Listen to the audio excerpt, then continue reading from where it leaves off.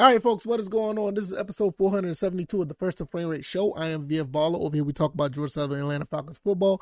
And today we're going to talk Georgia Southern because Georgia Southern is at a crossroads right now. What's going to happen with their team with the last 3 games of the season. They're going up to Louisiana, and I know Coach Clay Helton said they're going to have to play with some anger, but I'm going to add something to that. They're going to have to play with anger and urgency because Louisiana, not necessarily saying that they're one of the better teams in the Sun Belt like they used to be, but you still can't take this team lightly. And with that being said, that Georgia Southern is really in a position to make some things happen right now. But they're really at a crossroads, so we're going to talk about that. If this is your first time here, welcome. This is the First and Frame Rate Show. I can be found on YouTube and Rumble. I'm also on Anchor, Stitcher, Spotify, Apple, and Google Podcasts.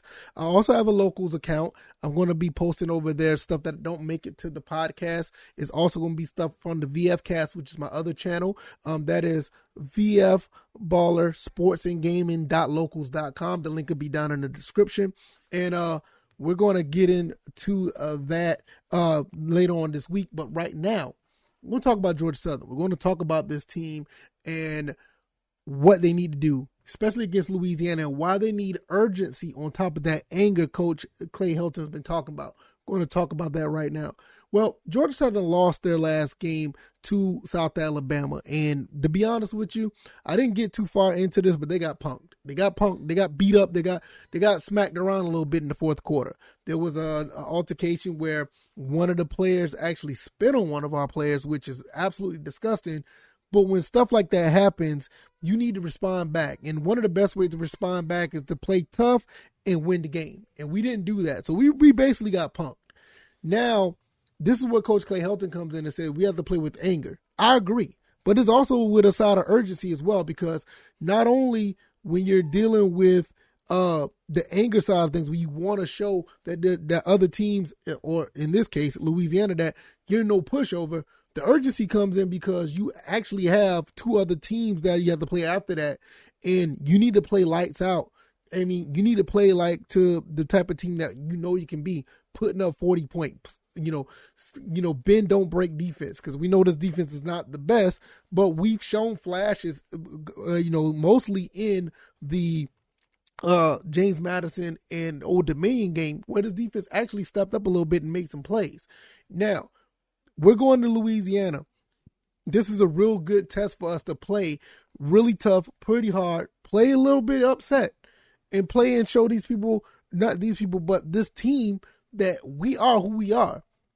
One of the biggest turnarounds in the Sun Belt this season, where we went from 3-9 and we got a new coach, we got new personnel, we got new players for the most part, and we actually made a difference. We're 1 game away from bowling as well, to go into a bowl game. So that's another reason why you want to be playing with the level of urgency, because you don't want to fall and start having a losing streak and not able to do something with this team. I mean, do something in the postseason. Because if you lose the next 3 games, you start looking at 5-7, and then you're not going to be going to a bowl game, and it's going to be a disaster from what really promising beginning of the season. It looked like we could have gone very far, but I feel like this team is going to be able to do some things and win against this team. I really believe that. I think they're going to beat Louisiana, because I'm looking at some of the stats that Louisiana has done. Their quarterback touchdown to interception ratio looks good, but the rest of this team, from what I see, is not that impressive. Like I said, this is not going to be a pregame or a preview of this game. It's more talking more Georgia Southern than the Raging Cajuns, which we will get into later on this week. Most likely it's going to be the next episode, because we got Georgia Southern and Atlanta Falcons playing on Thursday, which we'll talk about that very shortly. When it comes to both teams, I got something special for y'all that I want to talk about. But right now, we just need to play with the level of urgency. Like, this team, with the stats that they have and the way they play, and as much as yards that they allow, they're not that prominent. We should be able to do something against this team. And they don't put up that many points either. Speaking of points, did you know that Georgia Southern is a 3-point underdog against Louisiana? Also, the Atlanta Falcons, they're 3-point favorites against Carolina. Now, I'm looking at Georgia Southern, I'm like, all right, that's easy money because Georgia Southern put up a lot of points. They should be able to run away with this game. For them being underdogs, almost easy money. Also, the Falcons, did you see the game that they played against Carolina? That last game was bonkers. So with BetUS, this is my new affiliate partner that I'm with at right now. BetUS is the place to be if you want to make these bets. Right now, if you click the link down in the description, you can receive a $125 Sportsbook bonus upon initial deposit. That deposit had to be $100. You put in $100, you get $125% bonus just by putting down money. And you can put that money down, bet on these Falcons, bet on Georgia Southern, and you can make some easy money, real easy. Because I think these lines are almost, too easy. Almost too easy. In my opinion, I think the Georgia Southern one is very easy. The Atlanta Falcons one, I'm rocking with them because that's my team. And the way they've been playing, and they play against the Panthers, how crazy that game was wild. Not only that, you can bet on all type of things inside of the game. You can bet on if a safety will happen, will a block punt, or will the game end with a tie. All types of things that you can bet on within the game itself. Like I said, to me, this is a very good offer. I highly recommend it. It's a no-brainer. Receive a 125% sportsbook bonus by putting down $100. You get that type of percentage in return, and you can bet on not only these two games, but other games as well. And not only that, like I said, with these two games, it's almost a no-brainer. I think you can win money easily on those two. Hopefully you guys will check it out. Click the link down in the description for more information. So Georgia Southern basically has to, not only just play with anger and urgency. I already talked about that, but I want to see Georgia Southern play with that type of defense that they played in the beginning of the South Alabama game. If they can keep that up, they should be fine. Because the offense, they're going to have ups and downs in the offense, but the offense for the most part are going to continue to do what they do. I highly doubt that you're going to see the type of offense that we saw in the last two quarters of the South Alabama game. These guys are going to come out and continue to just play pretty well and be dominant against this other, against opponents. I mean, putting up 30, 40 points a game is not nothing to sneeze at, and I think it's nothing that they're just going to fall off. Don't get me wrong, Jeremy Singleton, don't know his status. Amari Jones is gone, but we're still capable of putting up points. We did that prior, in the beginning of the game, we put up, 21, 24 points? So we're capable of just doubling that and putting up 42, 48 points. So it can be done. I'm not really worried about that. The main thing is they just got to stay focused on what they've been doing, because at the end of the day, these guys are more than capable of running the table. They should be able to beat Louisiana fairly convincingly. Well, I guess that's a way to say it. They should be able to beat them convincingly. Now, the Marshall and Appalachian State game, now I'm going to be scratching my head on that one. I don't know. I still think with us being at Paulson does help. But then again, we were at Paulson at the South Alabama game, and we're like, what happened? That's why I say the urgency needs to come in. Don't just play mad, because sometimes when you play mad, you get a little undisciplined. But when you play with urgency, you're more focused on what you have to do. And I think if this team is really focused, they can beat anybody. I'm not joking when I say they can beat anybody when they're focused. You saw how focused they were against the Nebraska game offensively anyway. They were very focused. Defensively, you saw how well they were focused against James Madison. So you saw both sides of what they can do. Their backs were kind of against the wall, because, beating a Power 5 team was on the docket ever since the Florida game back in 2013. We needed a Power 5 win, because a lot of other teams in the Sun Belt was getting those Power 5 wins. We needed to establish that. We should have been one of the first to establish it, but now we're here. Now, when you look at a situation with being at 500, toying with 500 right now, is an urgency level, because you've made the standard so high of what we've done so far this season. At one point, we was 5-3. We were looking really good. Being at 5-4, you don't want to go to 500, because it really puts a blemish on what we've done so far. And last but not least, going bowling.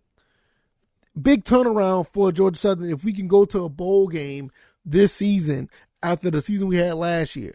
So it's not just, us going through the motions and just trying to win games. at this point, it's urgent that we do win these games. I still have this team at 8-4. I think this team can continue to be continue to go and strive for that. But it really falls on what happens in this game right here. This game should be the game that we really knock it out the park. Like, we should knock it out the park easily. It should be no excuse to where we are we're looking at a situation where now we're not going to be going bowling because we're 5-5 now, and these next 2 games are going to be so much pressure on us. And I think once we get that win number 6, the game will get fun again, and it doesn't need to be as urgent.